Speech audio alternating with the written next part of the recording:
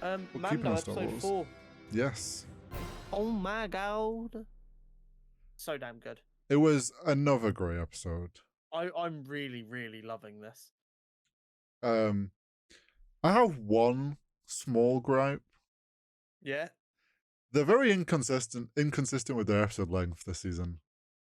So here's this. I actually discussed this with Jenna after watching it. I think it's good and bad. So I think it comes from a place that is good because the idea is we're writing these episodes with a story to tell, and then however long that ends up being is how long the episode is. Yeah, no, I do think Whereas that's a the lot reasoning. of seasons where they have really consistent episode lengths is they write out the story for the season, and then they just break it up into 40-minute chunks. Yeah. Everyone will have a preference. I quite like this idea of, well, that's how long they wanted that story to be, because it makes it feel like Mandalorian never overstays its welcome. Could you imagine if they decide every episode has to be 40 minutes, and then the 50-minute episodes they're rushing a little bit, and then the True. 30-minute episodes like this week they're stretching? True. I think what they're doing is they're going, this is it. However long that takes is how long the episode is, because that's what we want to accomplish. Yeah, I mean, I can understand that. I do think you're right, probably in the sense of considering they call them chapter something. They're doing it as like there's a set story. I think it just comes from a selfish place of like I want more. Yeah. So like this week, you want to know how much time you need to set aside. I want like this week. It was a shorter one. I was like, I just want hour episodes because I just want to watch more. I just want more. That's all it is.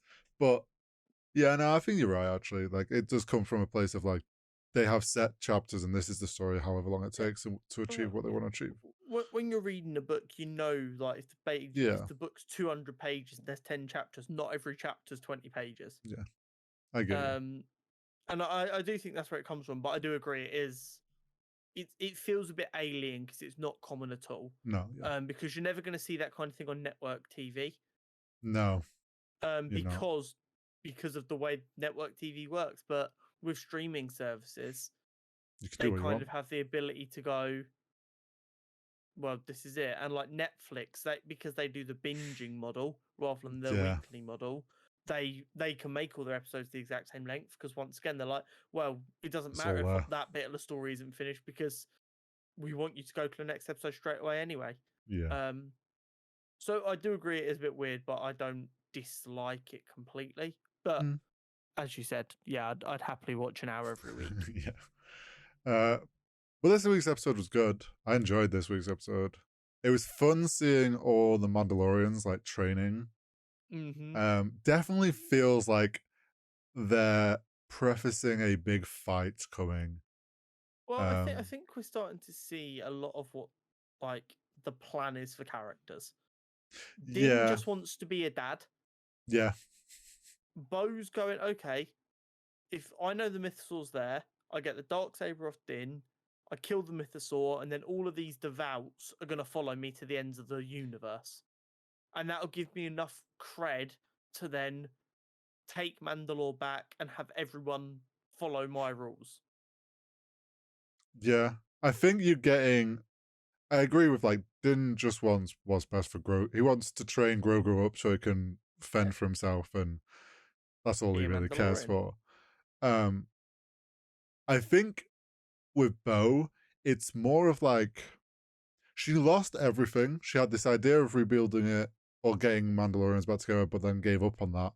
And it's like this whole she'd like given up on that dream idea of rebuilding Mandalore, and then boom, along comes a mythosaur and a cult welcoming her in, and she's like, wait, this is the closest I've ever felt to having Mandalore back. Like everyone's training, people are showing that like it's Mandalorians at their strength. Yeah, I think she's starting to sip the Kool-Aid and feel like this is actually maybe the way we get back to where we were. Maybe this is the way. Maybe this is the way. It's also really interesting that we kind of got a logical reason, although I say logical reason, we got a reason that makes sense with the storytelling as to why they've made it so Grogu hasn't spoken yet. Because the second Grogu speaks or can speak, there's going to have to be discussions about him becoming a full Mandalorian and getting a helmet, and obviously they Yeah. don't want to rush that. No. I liked that This season little. ends with Grogu's first word. I think you're right. And I liked the little thing of the kid who we found out was Tar Vizslar's son, like Yeah. later on in the episode. Didn't give a shit when he got Also, grabbed. Tar Vizsla is no Pal Vizsla. Tar Vizsla's the OG. Sorry, yeah, Pal Vizsla. Paz Vizsla is Paz. such a giga Chad. I didn't Oh, realize until they were flying about in this episode that his fucking chain gun's attached to his jetpack as yeah. well. That's He's fucking so giga Chad.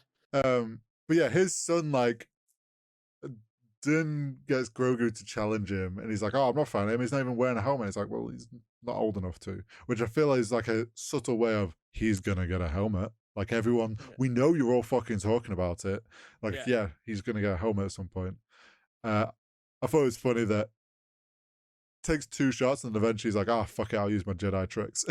Just fucking leaps over this kid. He was kind of looking at his dad like, Dad, what do I do? He's like, just don't hold back. Just give him some. We're Mandalorians. We can take it. So he's like, okay, cool. He's like, Scammer get scammed. yeah, he's like, it literally was like, this kid's probably thinking, this fucking piss easy. And the next second, oh shit, no, you're against a training Jedi, like someone with the Force. Like, you ain't winning, kid. Also, can we talk about why are they still at this cave? I really don't know. It seems like a very dangerous place to live. Yeah, it's like, first they get attacked by Crocs. Now they're getting attacked by some bird thing that apparently has taken people already in the past. Well, so I have some questions about this. A, this doesn't seem any safer than Mandalore, so why not just go back to Mandalore? Yeah. I get these weirdos think it's cursed, but still. But also, why did they think that the kid would still be alive? Like it took them a whole last day because they camped out. Why, like that bird didn't grab him and, no offense, seemed like a pedophile who just wanted a child. It seemed like it was hungry. Yeah, I don't know. Like, well, they talked about the fact that they've dealt with this before, and when they've shot it, it's then killed it. It's like, well, Yeah. why are you still here dealing with this? Like, why is this a regular occurrence that one of you's getting snatched? Like, Yeah, and it's an they interesting one. they tried to fly after this car. Well, it always gets away. We never have the fuel. But yeah, I thought it was a weird.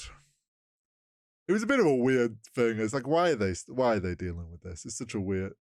It's fucking Mandalorians. They can't help themselves. But yeah, they go rescue the kid who we find out is Paz Vizsla's son. Who wait, like when it pans to him when he gets grabbed, no reaction from him on the beach that his son's just Yeah, been exactly. snatched. It's like, Everyone was oddly like, don't get me wrong, a lot of them jumped up straight away, but yeah, there wasn't like a big outburst like, no, my son. yeah, it was just like, ah, shit, no. it's this thing again. But yeah, then they do like a whole little mission to get the son back, with Bo being like the leader, which I think again leans into this thing of like she's feeling that leadership role again, and people accepting her and following her, and she's sipping the Kool-Aid and getting a taste for the old times. Yeah. Also, it's very weird. Like, it's such a weird concept that they all got their food and then all just went off to their own rock. This was another thing I was saying to you while we were watching it. In basically all cultures and religions, meals are a very big thing. Hmm. Eating together, breaking bread together, Yeah. just like throughout history, throughout cultures, throughout different religions, meals were always a big thing, which I think is really interesting then to see how Mandalorian culture, meals are still a big thing, but in a completely different way because people can't eat together. Yeah, and then it's also like the leader is the one that gets the benefit of the fire. So like you're the big head honcho of this, so you get to have the benefit of the fire. It's like that in a way that self-punishment of putting themselves on their own. Yeah.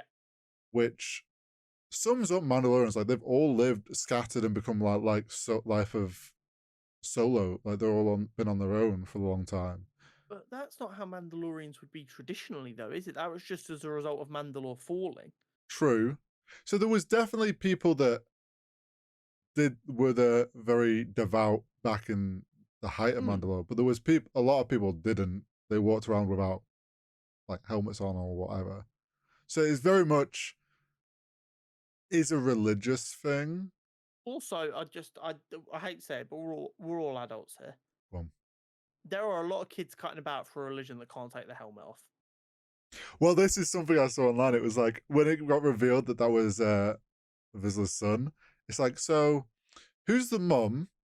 And do they take their helmets off when they bang, or do they That is have not to? the way. No one can see your face. Yeah, but is it different when it It's comes got to to get love? so hot in there. Is it different when it's someone like maybe they have to be married and you can only share your face with someone you're married to? I don't know. I feel like we need an entire TV show just explaining the The Mandalorian sweet religion. life of the Vizslas. Yeah, I need like a 2 hour like Just walking around in a HBO. No, not shirt, HBO. just shirt and shorts, but just a helmet on. Yeah, like honestly, like it's crazy. It's crazy. It is wild. But yeah, we got to see like the full force of what Mandalorians can do. Like the fact that they're They're very powerful. skilled, very powerful tacticians or whatnot. They get the kid back, and plus three weird, ugly, giant Yeah. bird babies. Well, I mean, it's hilarious because it's kind of exactly what happened to Mando with Grogu. Yeah, He was put in care of a child, and he said to the armor up, "But this child's a Jedi. The Jedi are our enemies." And they're like, "Our enemy's child is still a child. It's our way to look after them."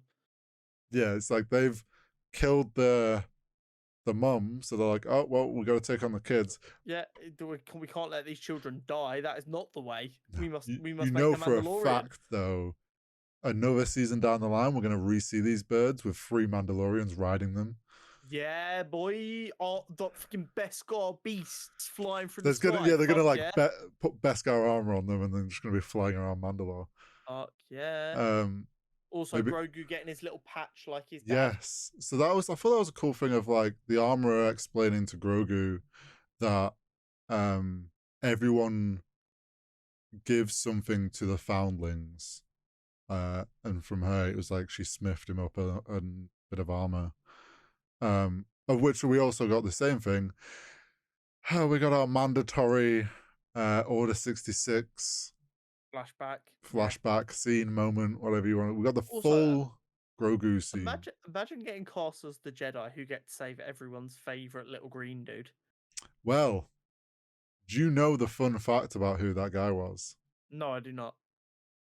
Uh, it's canon now, but Jar Jar Binks has saved Grogu.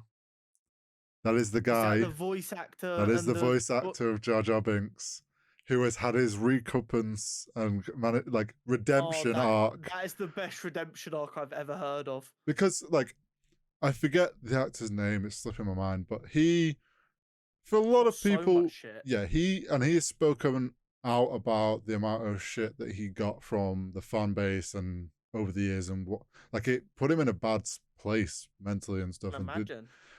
so for him to get the opportunity to come back as a Jedi and like a pretty badass Jedi moments, Yeah, and my be the guy did person some work. who saves everyone's current favorite little youngling in Grogu. It's like, yeah, it's the best person they could have ever chosen for that. And I love that for him. Uh so that was very cool, That was like very, very cool. little fun fact. But I thought I everyone obviously when we saw the trailer was like, oh, the door's being cut, it's gonna be like Anakin stood there. And I I was always said expecting it to see some wasn't. Anakin. I always said it wouldn't because if Anakin was there, Grogu would have died, let's be real. Like if Anakin ever saw Grogu, he would never have got out of the temple alive.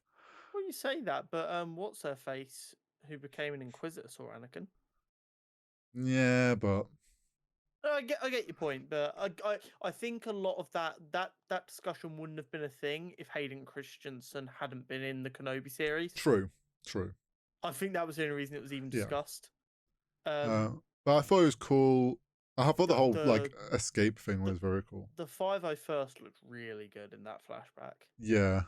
Um and I really loved the shot of as they're flying away from the burning Jedi temple. Very much mirrors what Padme could see Yes, from her window. We It's got to like, see the Rock again. yes, I love that little like. It totally makes sense why they put it in last week's episode because they wanted to throw to it this It, week. it it adds context. It makes you feel like you know the place better Yeah, because it's like a landmark. without last week's episode, I would have just been like, cool, they're in Coruscant. Seeing Yeah. that this week, you're like, oh shit, that's the tip of the planet where they were. Like, it The just only makes it so much more meaning to it. yeah, the only two real things you see are the Jedi Temple, which everyone will Mm-hmm. know from the prequels, and that rock which we saw last week. And it just like mentally, without even Ties it all realizing it, your together. brain starts to build like a map of Coruscant, and you're like, I know that place. I know that place. Oh, I feel like I'm there. But yeah, and it But also yeah, just so good. ties all the timelines together as well in a nice way. Um, but yeah, the escape scene was very cool. Get into the ship and then fucking zipped away. What happens after that? Who knows? I don't think we'll ever find out really. I don't think they need to. Like, Grogu obviously got passed around a lot, and I mean, I kind of want to know who the friends are because he mentioned friends, didn't he? yeah, I wonder if that's going to be relevant. maybe. I hadn't considered We'll find. that. But yeah, I mean, I feel like this entire series is building up for a little bit of a kerfuffle between Bo and Din, and for Yeah, Grogu's first word, so that we can start seeing the Grogu. The Grogu is actually the Mandalorian arc. yeah. I think we're. You're right. I do think we're leading up to some sort of butt of heads between Bo and Mando, and I think it's going to be a sense of Bo's going to want to. She's going to be fully sipping the tea and be like, "This we can rebuild Mandalore. Like I can go. That I will show to everyone the mythosaur that I saw. I'm going to rebuild Mandalore." Mando's like, which is like, I need you to lead with the saber, and Mando's like, I don't want that responsibility. And then there's going to be some butting of heads of what they should do. Yeah, Um, and then yeah, I think the whole Grogu speaking is definitely going to happen. I'm very much looking forward. Also to note, we said was it last week or the week before? It was last week. Paz Vizsla was like looks salty as fuck with Mando for him being back. He was happy as chap now. Now Mando saved his son. It's like, oh, but yeah, I love you now. Yeah, you yeah. are. I think he's starting to view him as a bit more worthy. Yeah, he's not seeing him as this like outsider who broke the rules and has come back. He's like Exactly. definitely. But I think we're about halfway point now. I think there's only 8. Yeah, I mean, there's only been 8 in the last 2. So it's going to be interesting to see where we're going from here and how things tie together as we go forward. But I'm loving it. I mean, as always, the VFX looked amazing. So Yeah, can't real good. really can't complain on that front. So